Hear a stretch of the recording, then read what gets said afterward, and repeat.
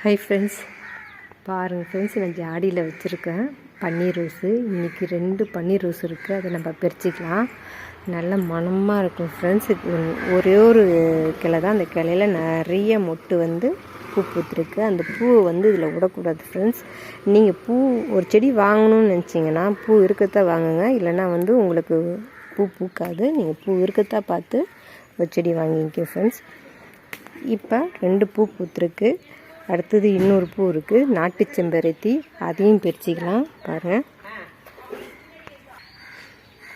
நாட்டு செம்பருத்தி ஃப்ரெண்ட்ஸ். இது அடுக்கு ரெட் கலரு, இது அதிகமாக பார்க்க முடியல. பாருங்கள், இன்னொரு பூவும் இருக்குது, அதையும் நம்ம பறிச்சிக்கலாம்.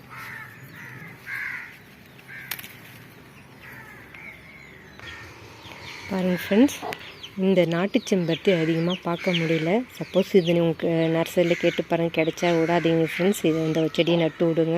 இது பன்னீர் ரோஸு எவ்வளோ சூப்பராக இருக்குது பாருங்கள். வாசனையாக நல்ல மணமாகவும் இருக்குது ஃப்ரெண்ட்ஸ்.